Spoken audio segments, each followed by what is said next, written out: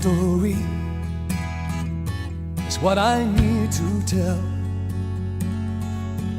bringing God the glory and my brother's strength. A faith story written new today, with Jesus only, author of my faith. Good morning and welcome everybody to Faith Stories on this Saturday. You can see I am not alone today. And I am so excited because this is my first special guest on Faith Stories. Some of you will recognize her. She's my best friend, but she's very well known to many of you. So I want to introduce Kim Burdick. Welcome, welcome, welcome. It's so good to have you. Thank you. I'm glad to get to join you guys. Well, we have to confess that number one, we're praying for amazing technology. And then secondly, we're actually recording this on Wednesday night. So it's about 8:00 p.m. Manila time. What time is it with you, Kim? It's 7:49. So you're behind me. Technically 12 hours apart. We're 12 hours. So you're early morning, you're ready for the day, and I'm ready for bed.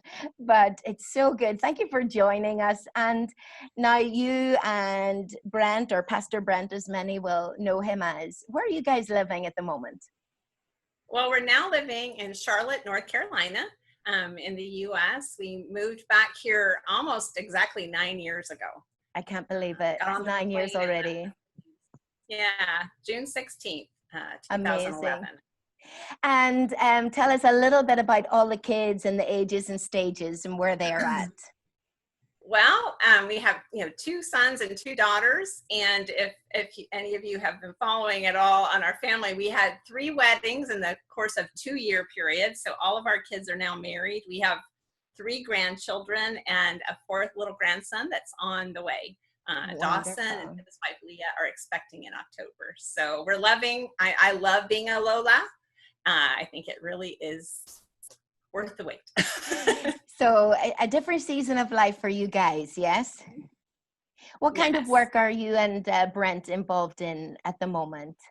Yeah, well, Brent is still serving with OMS, the mission that we served with in the Philippines, but and he's all over the globe normally, but he works from home some too. And I, surprisingly enough, about 6 years ago, I was invited to come on staff at a local church here in Charlotte, Good Shepherd Church. And funny enough, after 20 years of Manila traffic, I live 2 minutes from the church. Yeah, you're very close. And you're enjoying that work. I am. I get to work with small groups, which I love. We call them life groups here. I know cell groups, faith groups, and also just ministering to women. Wonderful, wonderful. Well, we're just so glad you're here today. And my first question to you for Faith Stories this morning is, in your own walk with God, what has been a really big faith story for you? I know there are many because you've walked with him for a long time, but what comes to mind as you've pondered that question? Yeah, well, as I thought ahead, I thought, well, there's a lot of stories that have happened in the journey, but the one that God has brought back to me is my first yes to him. Mm-hmm. After I had accepted him into my life and asked him to be Lord of my life, I was 14 and was in a church service where a missionary from Africa was sharing. And as I realized what a difference Jesus was making, she was a missionary nurse, mm-hmm. and she was helping with physical wounds, but hearing how Jesus was making a difference in healing hearts, I was really struck by that.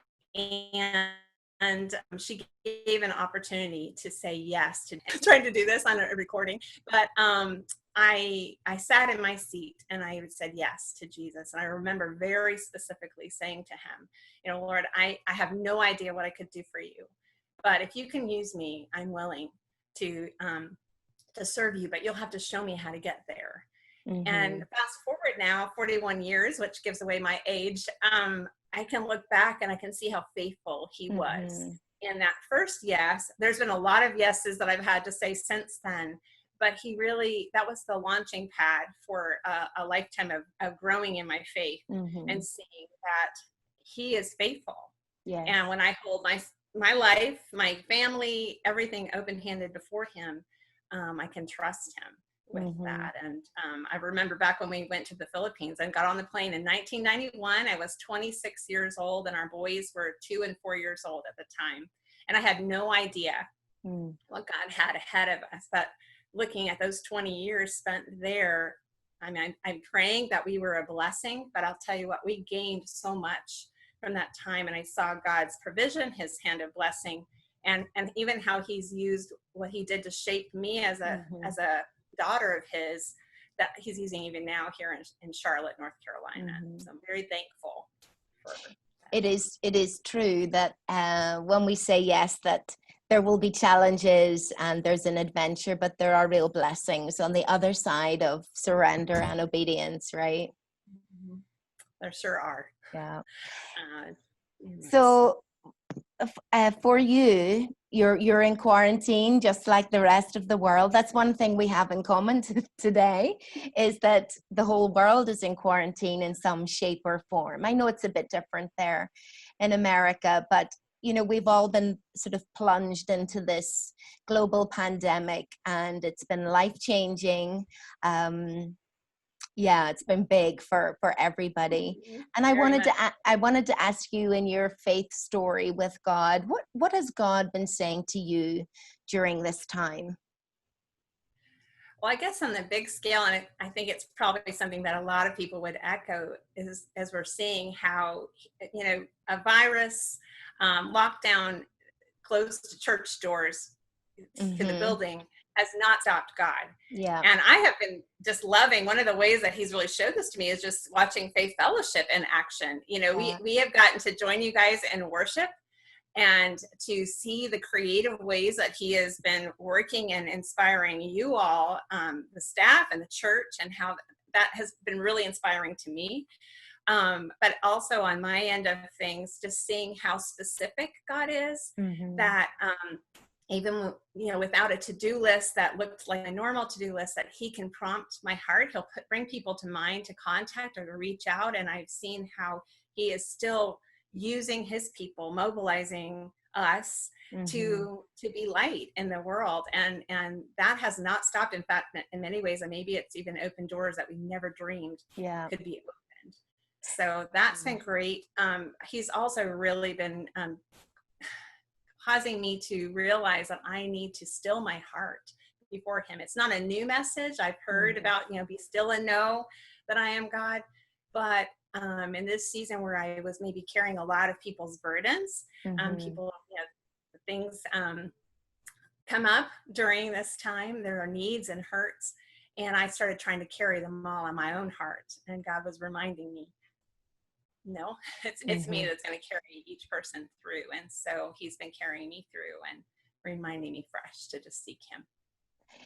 So yeah, I agree with that, you know, for all of us in some way during this time, God has been speaking and highlighting maybe some, I don't know, struggles or challenges, things he's working on in our own personal lives.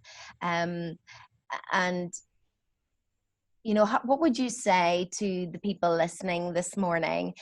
How do you think at this particular time, because it is challenging and it can be very discouraging, how would you encourage people to stay strong in their faith and to walk even maybe closer with God at this time? Well, you know, I have thought a lot about manna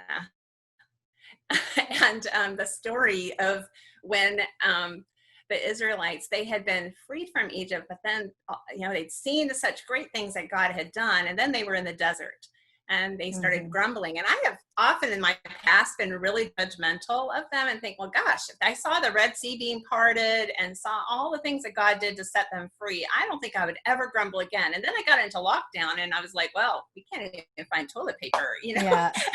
So I start to grumble. And even though you've seen a whole journey of God's faithfulness, and so, he's just been reminding me, and a friend just recently said to me, are there maggots in your manna? Mm. And I thought, wow, that was kind of hit me, that I can't rest on yesterday's manna. I have to seek him fresh. And he knows what this day is going to hold for each of us. And so my encouragement would be to just continue to still your hearts, and to really look to him and trust that even in desert times, he's able to give us what we need. He knows what we're going to need. Yeah, and it sort of leads into that thought that, you know, God is always doing something, and just because the world has kind of stood still at this time, that our walk with God shouldn't stand still. God hasn't stood still. He's still at work. He's still doing new things and fresh things in our lives. So it's not like we're just waiting for this all to be finished and then we'll carry on, but actually God wants to do something in the today. Absolutely. Yeah. So we've been thinking about faith stories over the past couple of weeks, and I shared about Elijah, and then I also last week I spoke about Esther, and I was asking you, of course there's so many to choose from, but you know, what particular faith story in the Bible, who in the Bible really encourages you as a believer in the Lord Jesus Christ, or challenges you in some way? Well, you're right in saying that there are a lot of faith stories, and I've been encouraged by so many of those. But the one that has had, I guess, the biggest impact on me is Abraham.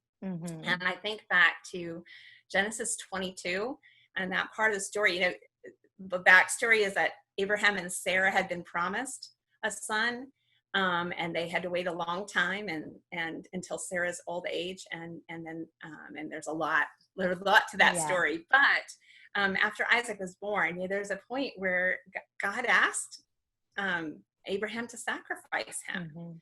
And, in Genesis 22, he calls Abraham's name, and he says, here I am.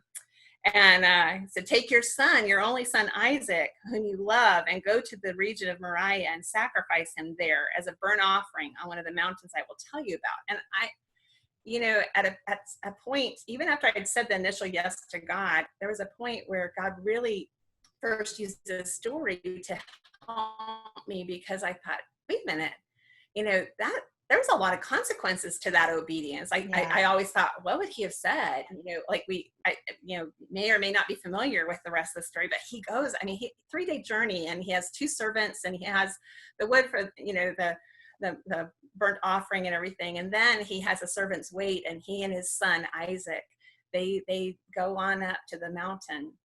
And his son even asks, we've got the wood, we got the fire, but where's the burnt offering? And he said, God himself will provide. And it wasn't until his own son was on that altar, and he had that knife above him, which I'm so thankful that God has never asked that. And it doesn't seem like a pattern he has, but to think that what he did, and God stopped him, and he had that ram in the bushes for him to put in his place. But I've thought about all the things that must have been running through Isaac's mind and through Abraham's mind. And I think Abraham was just, really trusting that God would provide. He said that he would provide. And, we read in Genesis, he did the way for Abraham to be obedient, but he blessed many others because of his obedience.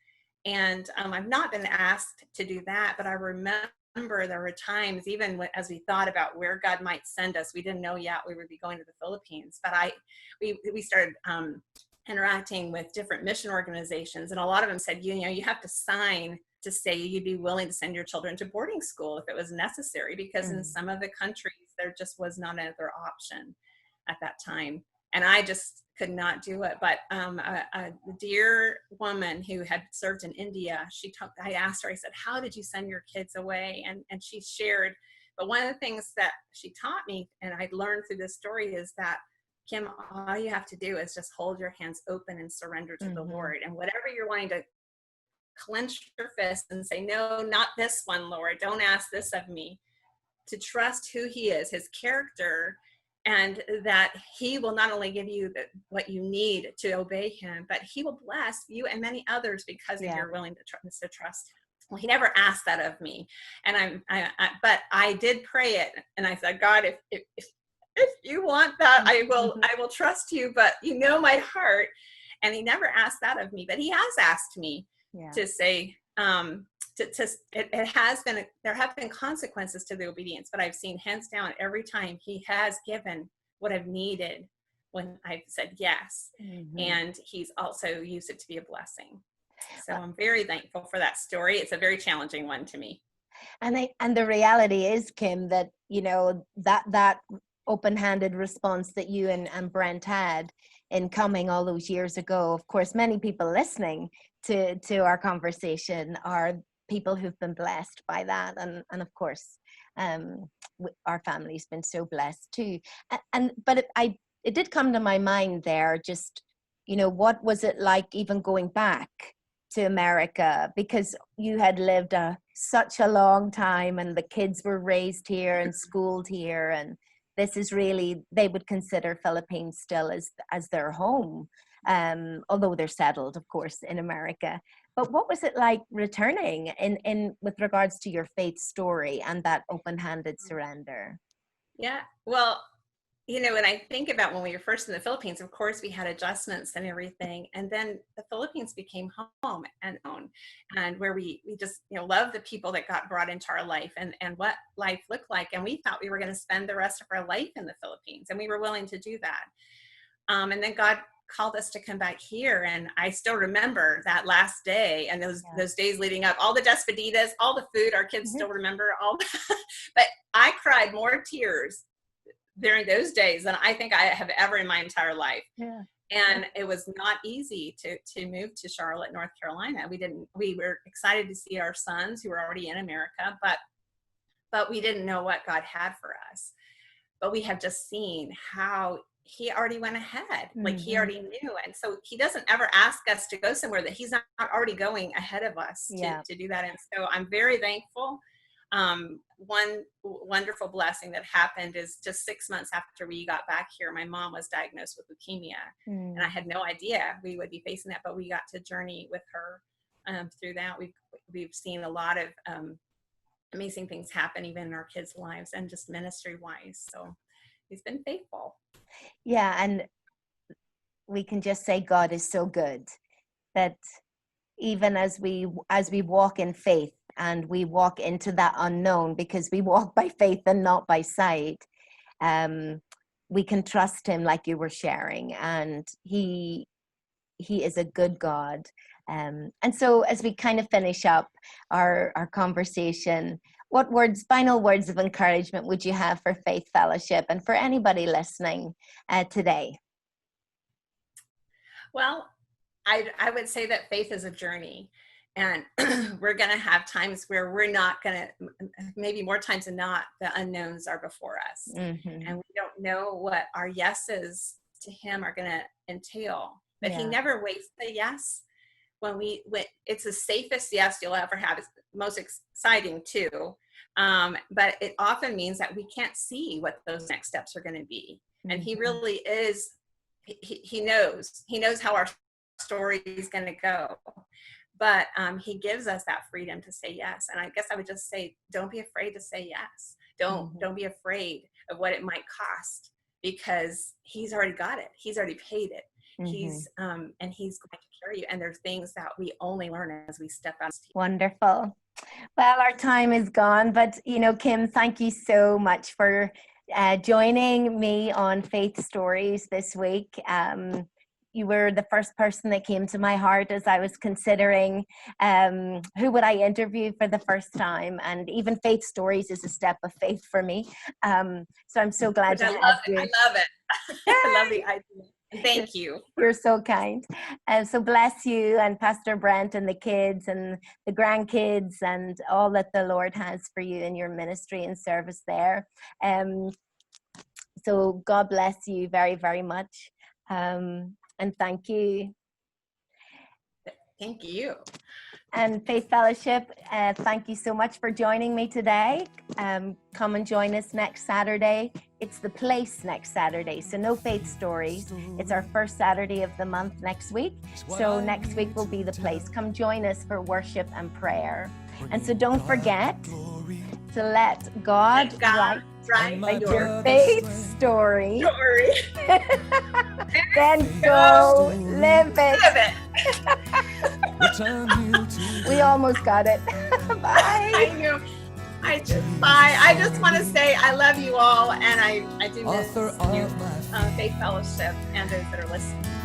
When the word that I